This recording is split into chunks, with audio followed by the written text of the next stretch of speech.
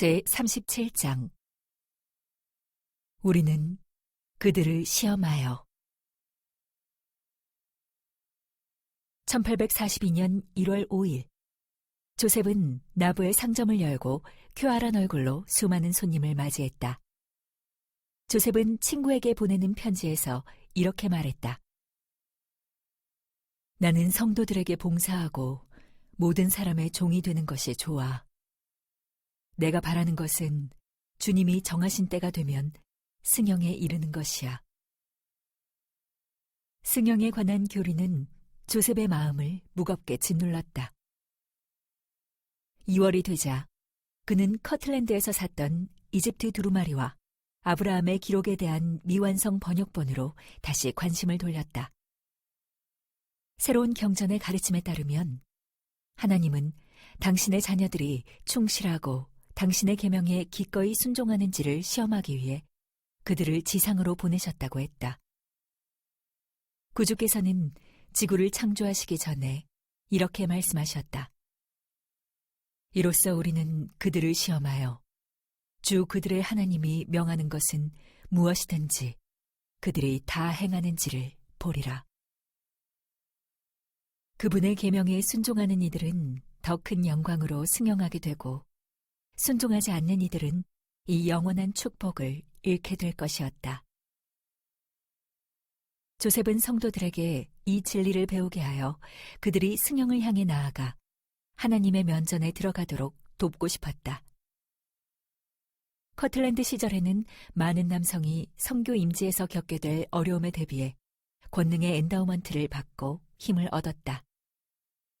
하지만 이제 하나님께서는 나부 성전에서 더 큰 영적 엔다우먼트를 주시겠다고 약속하셨다.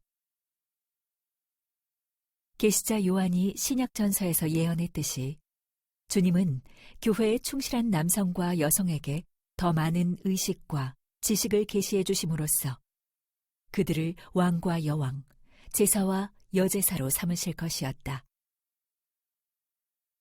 조셉은 12사도를 비롯한 믿음직한 동료들이 이 신성한 권능의 엔다우먼트를 받을 수 있도록 그들을 준비시키면서 주님에 대한 순종을 역설했다. 또한 그는 조금 더 많은 성도에게 복수 결혼의 원리를 가르치고 그 신성한 기원에 대해 간증했다.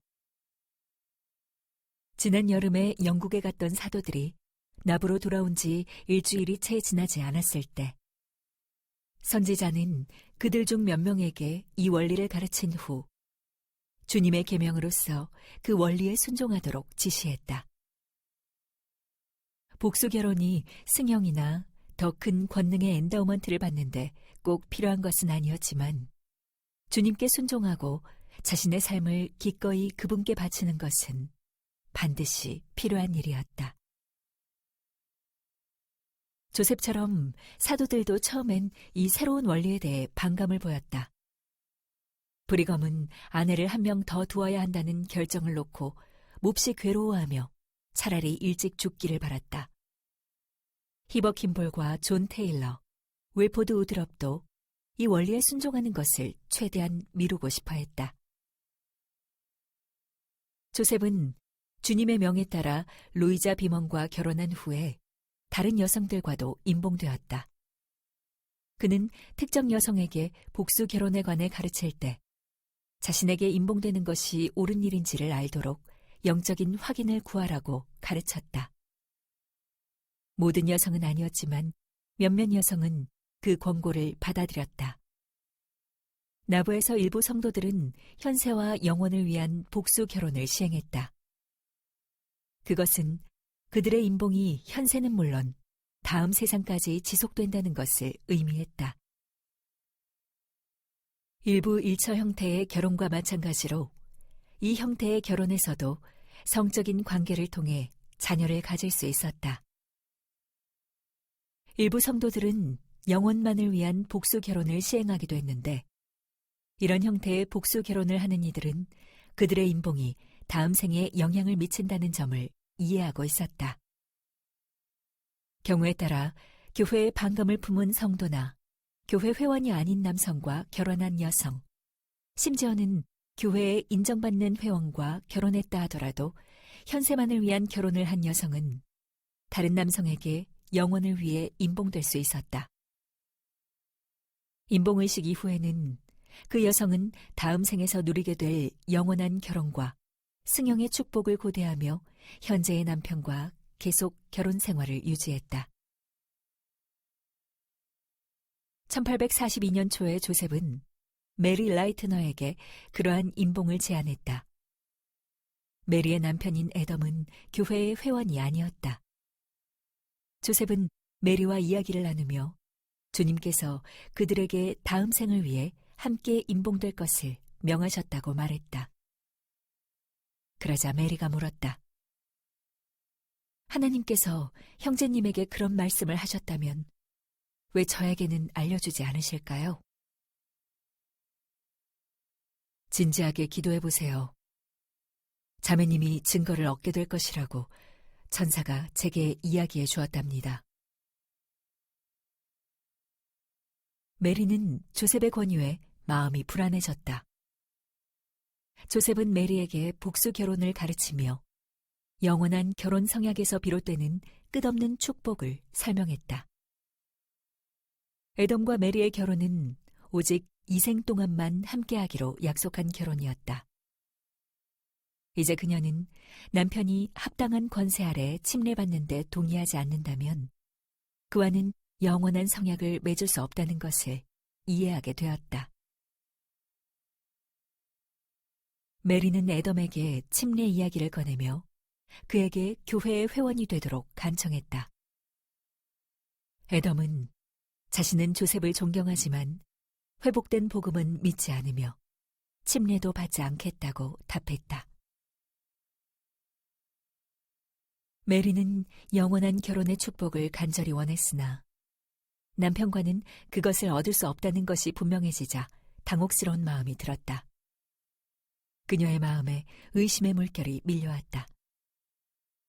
결국 메리는 주님께 기도하며 조셉의 권유가 옳은지 알 수 있게 천사를 보내주시도록 간구했다.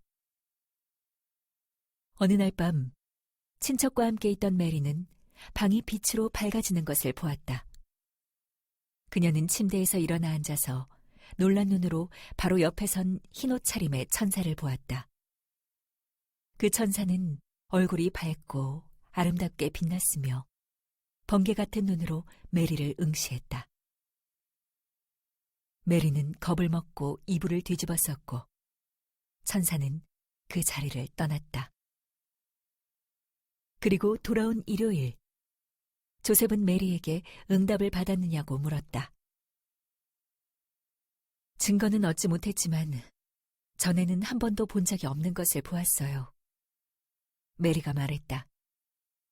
천사를 보았는데 겁이 나서 죽을 것만 같았어요. 그래서 아무 말도 못했어요. 그러자 조셉이 말했다. 자매님은 살아계신 하나님의 천사를 본 것입니다.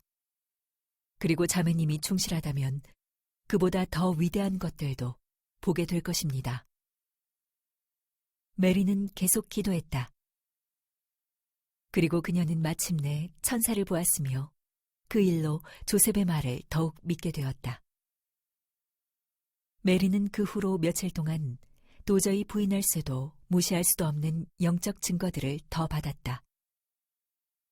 에돔은 여전히 이 생에서 메리의 남편이었지만 그녀는 다음 생에서 받을 수 있는 축복을 모두 받고 싶었다.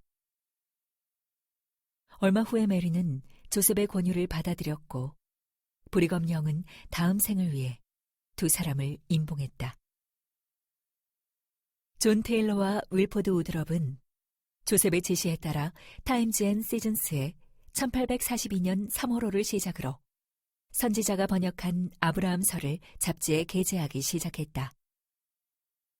이 기록을 읽은 성도들은 세상의 창조와 인생의 목적, 그리고 하나님 자녀들의 영원한 운명에 관한 새로운 진리를 발견하며 전율을 느꼈다.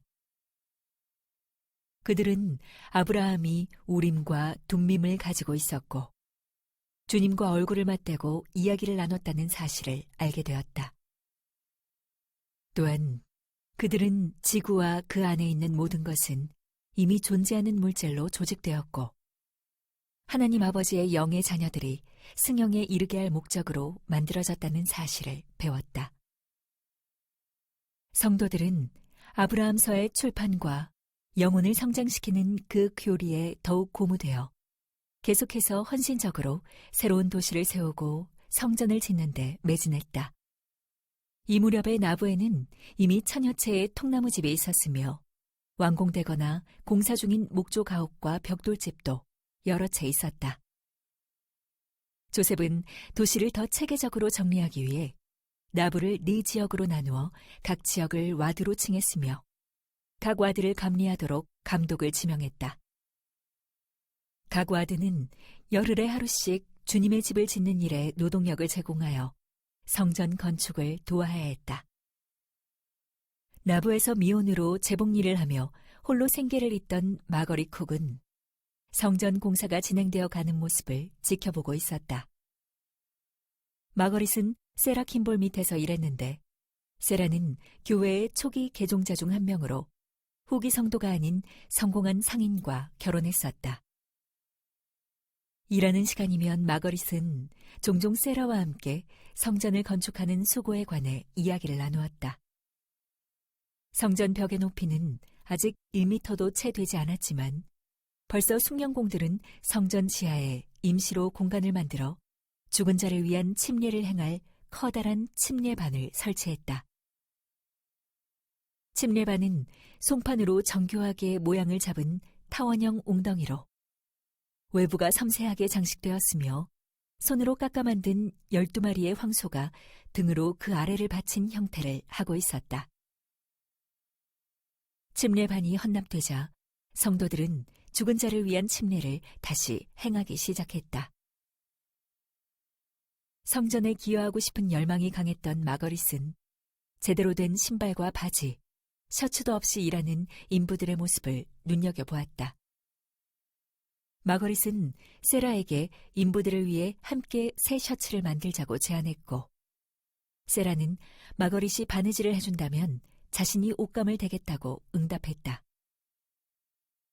두 사람은 나부의 다른 여성들에게 도움을 요청하여 이 일을 총괄할 단체를 결성했다. 얼마 후에 세라는 연함은 명의 여성을 집으로 초대하여 이 새로운 단체에 관한 의견을 나누었다. 그들은 글솜씨가 좋기로 유명한 엘리자 스노우에게 규약의 초안을 작성해달라고 부탁했다. 엘리자는 곧바로 이 문서를 작성하여 그것을 선지자에게 보였다. 조셉은 그것이 매우 잘 작성된 규약이라고 칭찬했다. 선지자는 하지만 우리가 원하는 것은 따로 있습니다. 라고 말했다. 가서 자매님들에게 주님께서 그들의 헌신을 받아들이셨으며 그분은 그들을 위해 더 나은 것을 준비하셨다고 전하십시오. 조셉은 며칠 후에 자신의 상점에서 이 단체와 모임을 하고 싶다며 이렇게 말했다. 저는 신권의 방식을 쫓아 신권에 따라 여성들을 조직할 것입니다. 이제 저는 그렇게 할 수 있는 열쇠가 있습니다. 1842년 3월 17일 목요일 에머 스미스는 계단으로 조셉의 상점 위층에 있는 커다란 방으로 올라갔다. 마거릿 쿡과 세라 킴볼, 엘리자 스노우 외에도 19명의 여성이 새로운 조직을 만들기 위해 그 자리에 모여 있었다. 또 영국에서 돌아온 뒤 조셉의 서기로 일하기 시작한 윌라드 리차즈와 존 테일러도 조셉과 함께 모임에 참석했다. 그 자리에서 가장 나이가 어린 여성은 15살이었던 소피아 마크스였고 가장 나이가 많은 여성은 55살이었던 세라 클리블랜드였다. 여성들은 대부분 에머와 나이가 비슷했다.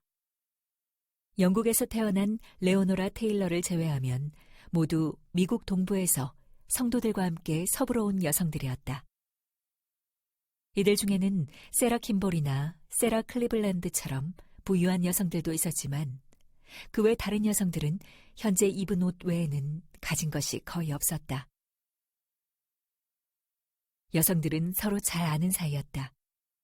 펠린다 메릭과 데스디모나 풀먼은 혼즈밀 학살에서 살아남은 사람들이었고, 에이탈리아 로빈슨과 낸시 레그던은 자매지간이었다. 또한 에머 스미스와 베시바 스미스, 엘리자 스노우와 소피아 패커드는 각각 인척 관계였다.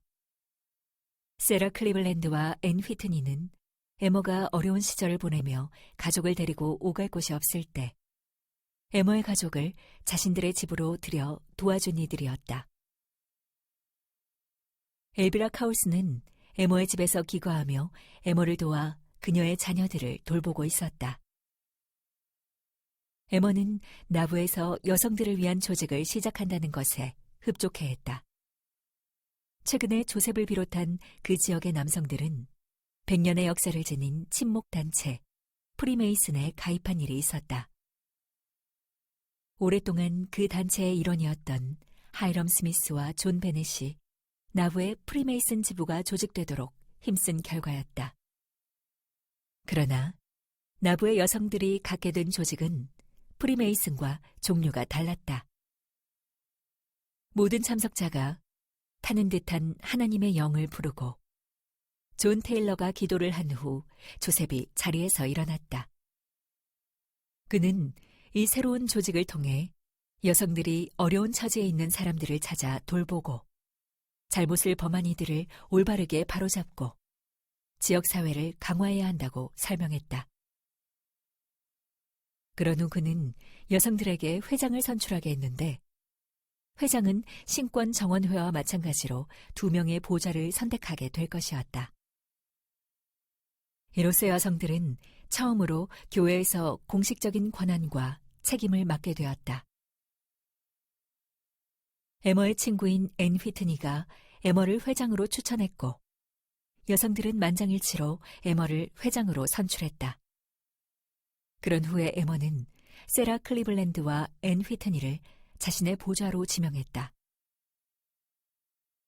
조셉은 자신이 1830년에 에머를 위해 받은 계시를 읽어주며 그녀가 그 당시에 경전을 해설하고 교회의 여성들을 가르치도록 성임 또는 성별되었다고 언급했다.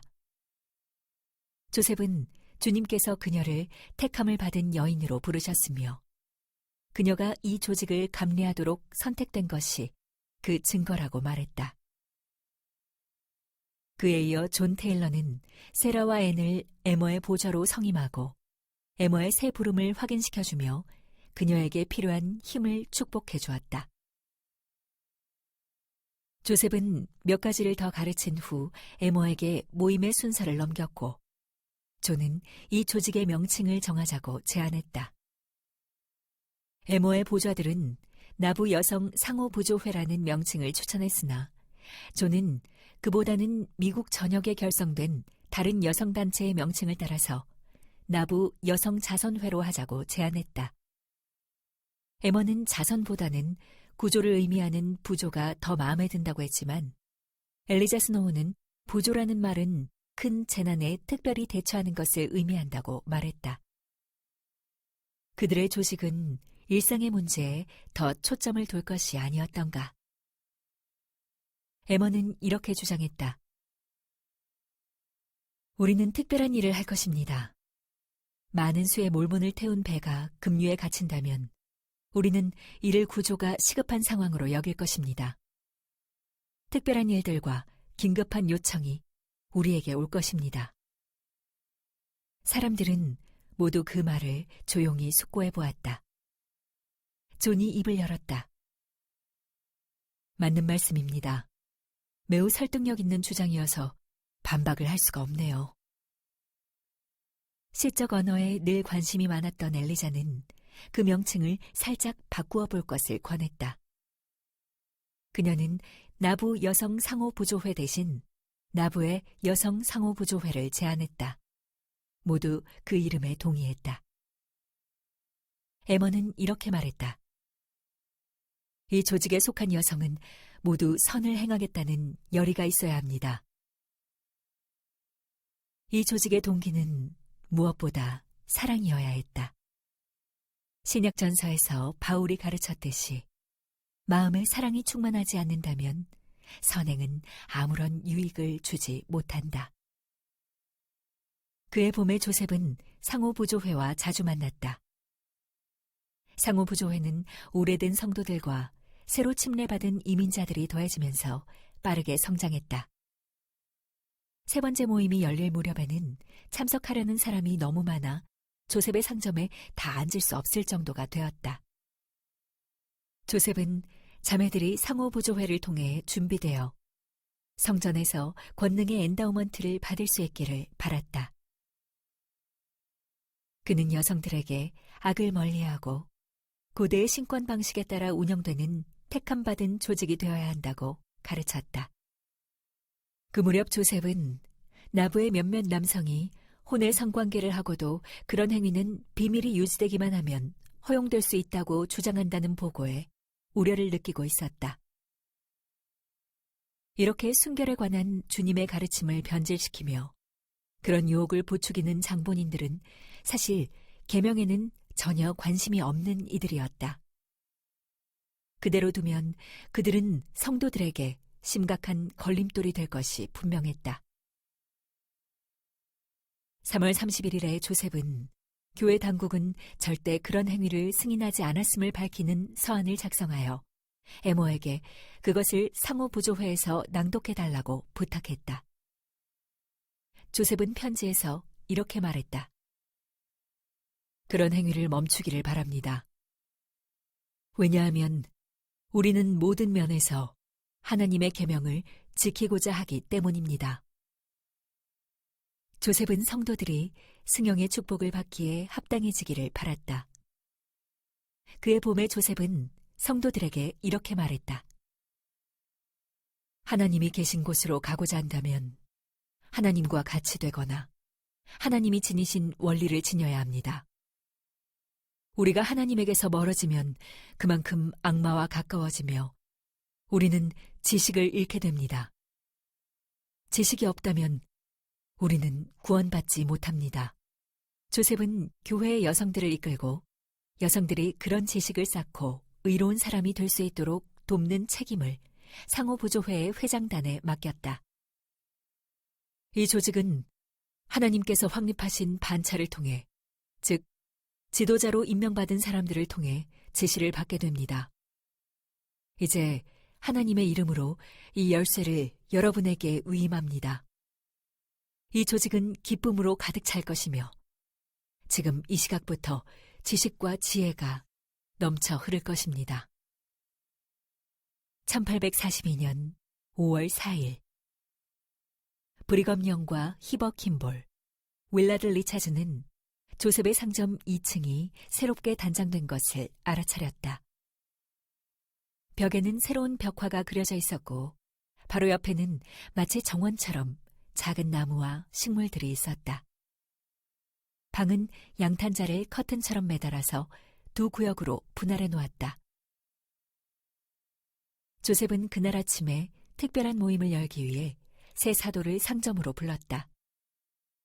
제1회장단의 일원이자 가장 가까운 조언자인 그의 형 하이럼과 윌리엄 로도 초대했다.